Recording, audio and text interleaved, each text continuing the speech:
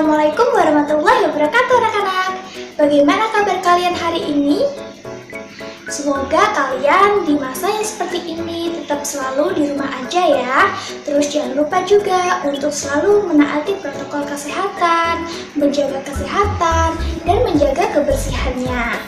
Nah, pada pembelajaran hari ini kita akan belajar tentang masa kanak-kanak Nabi Muhammad SAW. Namun sebelum pembelajaran hari ini dimulai, ibu nggak sendiri, ibu ada temannya nih.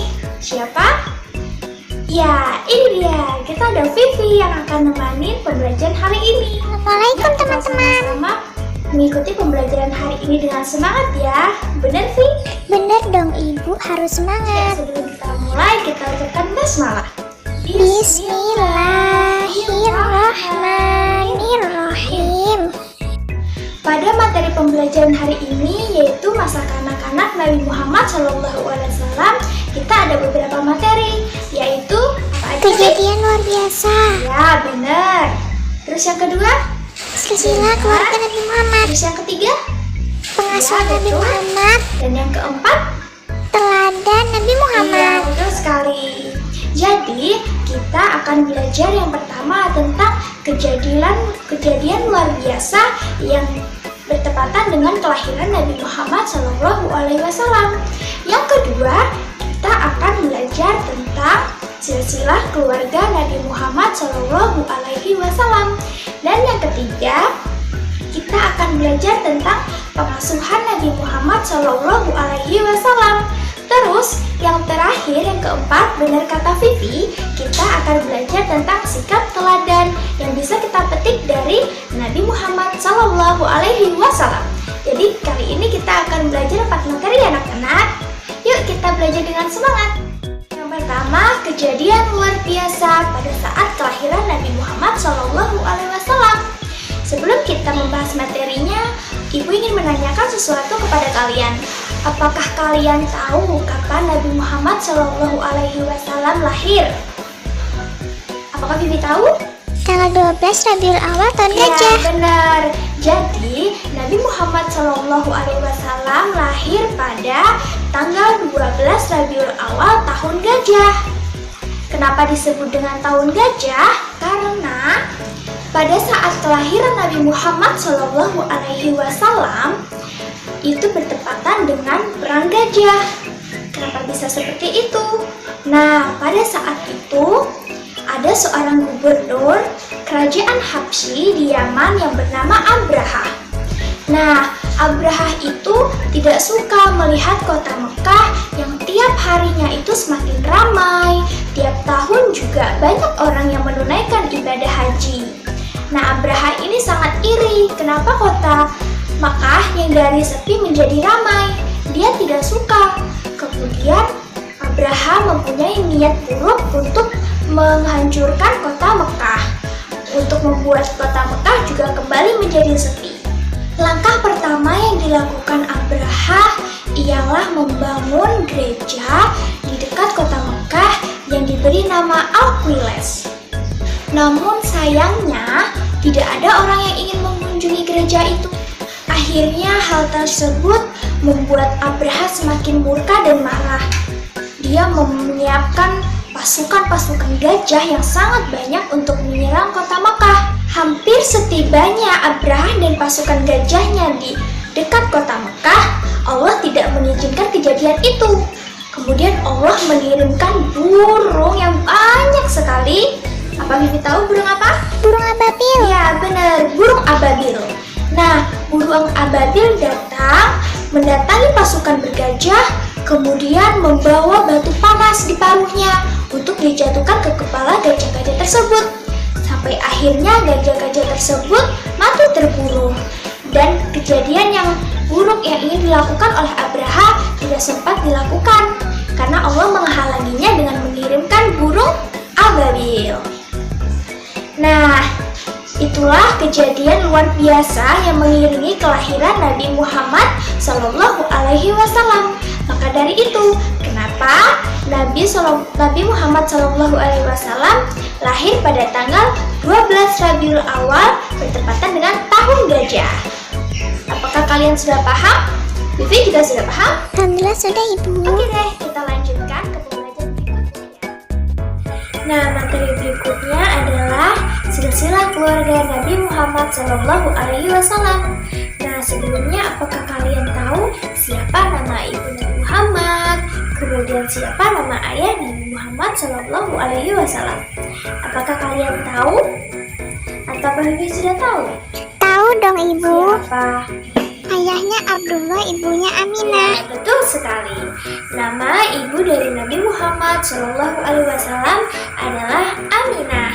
Kemudian nama ayah Nabi Muhammad SAW adalah Abdullah. Nah, adapun silsilah keluarga Nabi Muhammad SAW yang lain itu contohnya seperti ada Wahab, yaitu ayah dari ibu Nabi Muhammad SAW atau bisa disebut dengan kakeknya. Kemudian ada Abdul Muthalib, juga merupakan kakek dari ayahnya ayah Nabi Muhammad SAW. Kemudian ada Hasim, ada Abdul Manaf, dan lain sebagainya. Nah, untuk peta silsilah keluarga Nabi Muhammad SAW, kalian bisa lihat di sebelah sini ya. Ya, materi berikutnya atau materi yang ketiga adalah pengasuhan pada Nabi Muhammad SAW. Nah, yang pertama yang perlu diketahui, Nabi Muhammad SAW telah ditinggalkan oleh ayahnya yang bernama Abdullah pada berusia 6 bulan di dalam kandungan. Kemudian dilahirkanlah Nabi Muhammad SAW oleh ibunya, yaitu Aminah. Setelah dilahirkan, Nabi Muhammad SAW disusui oleh Suwaibah al-Aslamiyah, yaitu pelayan dari pamannya Abi Thalib selama 3 hari. Setelah disusui oleh Suwaibah al-Islamiyah, Nabi Muhammad diasuh dan dibesarkan dengan penuh kasih sayang oleh seorang wanita yang disebut dengan Halimatus Dia. Nah, setelah disusui oleh Suwaibah al-Aslamiyah, kemudian dibesarkan selama 4 tahun oleh Halimatus Dia, kemudian Nabi Muhammad SAW kembali lagi dalam asuhan ibunya, yaitu Aminah. Namun sayangnya Nabi Muhammad SAW hanya diasuh oleh ibunya selama 2 tahun karena ibunya jatuh sakit dan meninggal dunia. Setelah itu Nabi Muhammad SAW hanya hidup sebatang kara sampai pada akhirnya dia ikut kemudian dengan kakeknya yang bernama Abdul Muthalib. Namun juga tidak berlangsung panjang, Nabi Muhammad SAW ikut dengan kakeknya. Kakeknya pun jatuh sakit dan meninggal dunia pada umur 80 tahun. Kemudian Nabi Muhammad SAW berpindah asuhan kepada pamannya, yaitu Abu Thalib, mulai dari usia 8 tahun hingga 25 tahun.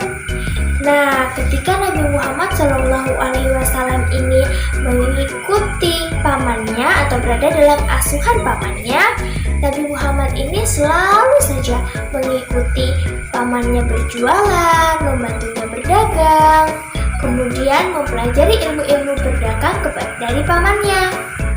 Sehingga Nabi Muhammad SAW sangat mahir dalam berdagang. Apakah kalian sudah paham dari materi silsilah, kemudian masa pengasuhan Nabi Muhammad SAW? Apa Vivi juga sudah paham? Paham Ibu. Yuk kita lanjutkan lagi ya ke materi berikutnya. Materi keempat. Nah, ini adalah materi terakhir, yaitu materi yang keempat. Sikap teladan yang bisa kita petik dari Nabi Muhammad SAW. Di sini Ibu ingin bertanya kepada kalian, sikap-sikap apa saja yang bisa kita petik dari Nabi Muhammad SAW atau bisa kita contoh dan kita teladani. Ayo Vivi disebutkan apa saja?